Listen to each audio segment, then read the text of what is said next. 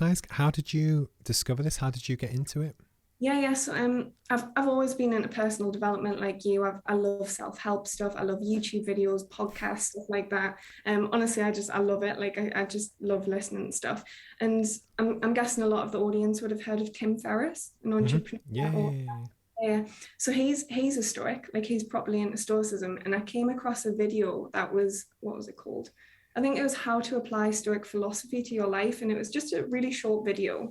And in the video, he talks about Seneca's moral letters to Lucilius. So Seneca is one of the three main Stoics, the Roman Stoics, anyways, alongside Marcus Aurelius and Epictetus. And I'd never heard about Stoicism. I was sort of into philosophy, Mm-hmm. not like I am now, but I delved into a little bit of Alan Watts, which is like Zen Buddhism philosophy. It's really good. So anyways, I watched this video and I was like, this sounds really interesting. I was like, if it's gonna work for Tim Ferriss, then might as well give it a go and see what it's like. And at the time I was so it was the back end of 2017, and I was going through some like personal stuff. My mum wasn't very well and I was going to and from her flat every day, and I would either walk or like ride my BMX. But if I walk there, I would like stick some headphones in, listen Mm-hmm. to a podcast or whatever.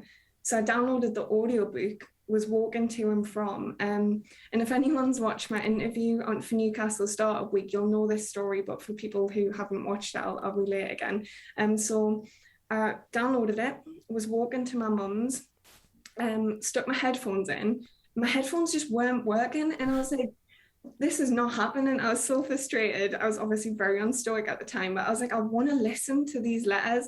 So I'd literally just ended up blasting Seneca out of my phone walking down the street. I was like, I don't care what people think right now. I was like, I'm just going to blast this.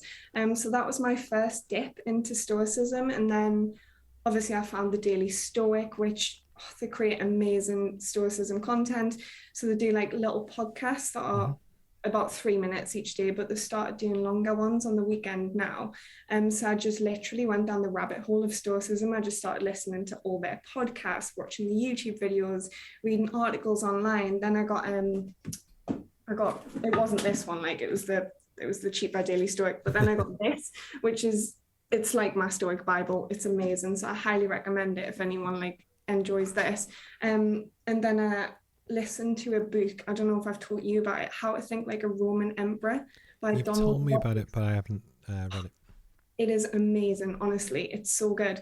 And then that inspired us to read Meditations, which is just one I of haven't read it yet either, but you're gonna love it. Honestly, it's amazing. So it's just such an amazing book.